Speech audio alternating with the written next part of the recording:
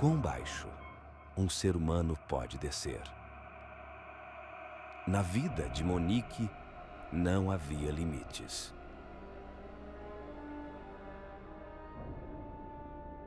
Eu entrei em um mundo muito sombrio e muito perigoso. Eu conheci um namorado, no qual eu, apaixonada por ele, aceitava todo tipo de proposta, na qual ele tinha o fetiche de me ver tendo relações com outros homens. Então eu fui mergulhando nessa vida, nessa ilusão que ele tinha, nesse fetiche que ele tinha. E eu comecei a me envolver sem pensar nas consequências, sem pensar nas consequências que aquilo traria para mim. Até que eu me envolvi com um homem, que ele era casado. Eu engravidei dele e ele não quis que eu tivesse esse filho. Até que ele me jurou de morte e eu precisei fazer esse aborto. E eu lembro que nesse episódio eu perdi muito sangue. Até a moça que fez o aborto, ela ficou assim desesperada porque eu já estava perdendo os sentidos, perdendo muito sangue e já estava ficando pálida. Aquele episódio marcou a minha vida porque mais uma vez eu me decepcionei com a pessoa que eu gostava muito. Eu saía daquela situação e começava um relacionamento achando que ia funcionar, que ia dar certo. E mais uma vez eu me decepcionava. E mais uma vez eu me decepcionava. Até que eu pensei assim, não tá dando certo com homens, eu vou deitar com mulher. Mas também decepcionada, frustrada. E eu só cresci achando que não tinha mais jeito pra mim. Até que eu conheci um rapaz, ele tinha acabado de sair do presídio e me oferecia o mundo. E eu estava completamente apaixonada. E ele falou, vamos comigo ali, vamos curtir a noitada. Até que em um momento ele me encheu de cocaína. Eu cheirei tanta cocaína que eu comecei a ter uma overdose. E enquanto ele fazia uso de mim, ele chamava o amigo dele para também abusar de mim. Então eu lembro que tinha uma janela no quarto. E eu olhei para o céu e pedi a Deus em mente, porque eu não conseguia falar. O meu coração parecia que ia sair pela boca. Eu tremia, minha língua, ela contorcia. E eu só olhei para o céu e pedi, Deus ajuda. Pedi, Deus ajuda. Eu estava longe da minha família, eu estava longe de todo mundo, não sabia nem onde eu estava, onde eu estava naquele momento. E eu lembro que desmaiei. Quando eu vim acordar, já estava em casa. Mas ainda assim eu não consegui encontrar um rumo para minha vida. O buraco só se tornava ainda maior. Eu ia para as festas, eu saía, eu tinha mais orgias e minha mãe só observava de casa. Eu chegando no outro dia, às vezes passava dias fora de casa, minha mãe não fazia ideia de onde eu estava. E às vezes quando eu chegava em casa, cadê minha mãe? Sua mãe está internada, sua mãe está no hospital porque passou mal aqui sem ter notícias de você. Quando se pensava que Monique já tinha chegado ao nível mais baixo, sem freios, seu coração a guiou a algo inimaginável. E em um episódio que eu, em uma festa, estava sob forte efeito de drogas. Eu já tinha me envolvido com várias pessoas naquela festa. Eu cheguei em casa e aquele vazio não preenchia. Aquela saciedade da minha alma, aquele buraco, eu procurava tentar preencher de todas as formas e não conseguia de jeito nenhum. Até que eu vi ali uma oportunidade de me relacionar com o animal que eu tinha em casa.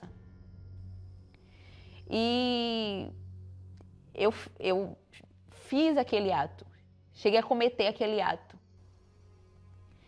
Um ato que em sã consciência eu não faria. Que eu me envergonho até de lembrar porque na tentativa de tentar preencher o vazio, de fugir da minha realidade, de ser feliz mesmo, de ser feliz, não conseguia.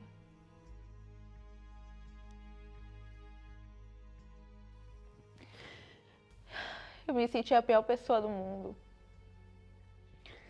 Eu me senti um lixo. Como recuperar uma vida que chegou ao extremo da degradação? Mas quando se chega ao limite, se chega também um momento de decisão. Eu lembro que eu estava no sofá e minha tia desceu a escada assim e ela me deu o convite. Ela falou assim, bora lá assistir a reunião agora. E eu vi naquele pedaço de papel a oportunidade que eu precisava. Uma última chance, uma última porta. Vou tentar, se não der certo, eu já tentei de tudo mesmo. E chegando na igreja, assisti a reunião e vindo para casa eu percebi algo de diferente, que foi a paz. Assim, eu estava com uma paz que eu consegui dormir. Eu não dormia. Todas as reuniões que eu participava, o pastor parecia que ele pegava a cadeira e botava na minha frente assim. Parecia um atendimento, porque tudo servia para mim. Deus ia me revelando que tinha assim jeito para mim, que eu não era um caso perdido. E passando os tempos, eu já não tinha mais vontade de usar drogas. Já não tinha mais vontade de beber. Então, da mesma forma que eu me entregava lá no mundo, eu me entreguei para o Senhor Jesus. E eu falei assim, poxa, quero me batizar. E aí falei pro pastor, quero me batizar. O pastor, só se for agora. E participando das reuniões, eu vim ter o entendimento de que eu precisava do Espírito Santo. Porque se de fato eu queria permanecer até o fim, eu precisava do Espírito Santo. E eu cheguei na igreja em 2014, quando o Templo de Salomão estava sendo inaugurado. E então eu vi ali uma oportunidade, fogueira santa, a fé em movimento. Eu falei, não, vou me lançar, porque eu vou receber o Espírito Santo. E me lancei de corpo, alma e espírito nessa fogueira santa. Então, quando eu subi no altar, não foi só com o meu sacrifício. Eu deixei no altar toda a minha vida, todo o lixo, toda a promiscuidade, toda a vida insignificante que eu tinha, que eu levava. Foi com tudo. Eu falei para Deus assim, meu Deus, eu quero tanto a nova vida. Eu quero tanto o Espírito Santo.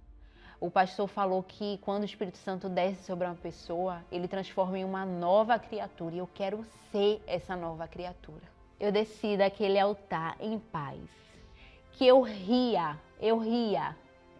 tanto de felicidade, porque eu sabia que o Espírito Santo ia vir sobre mim.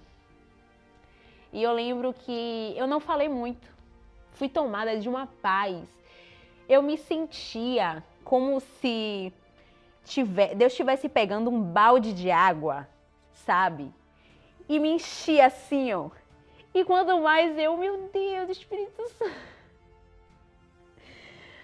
Ele me enchia, ele ia me enchendo. Dava uma paz, uma certeza tão grande dentro do meu coração que eu não estava mais só.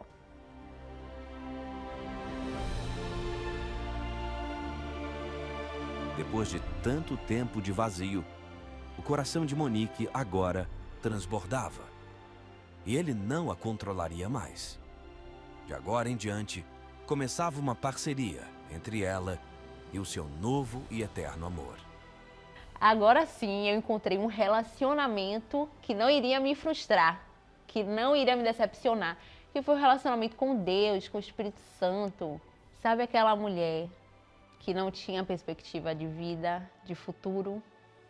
Hoje ela é casada, hoje ela é mãe, hoje ela é respeitada, hoje ela respeita, ela honra o seu marido, ela é fiel ao seu marido. E nem eu mesma imaginava, há 10 anos atrás, que eu seria a mulher que sou hoje, que eu me tornaria a mulher que sou hoje, que eu constituiria uma família. Nunca passou pela minha cabeça. Então, o que Deus faz é inimaginável. O que o altar faz é impensável. Eu moro no mesmo bairro que eu morava antes. E as pessoas que olham para mim hoje, veem assim, poxa, quem te viu e quem te vê.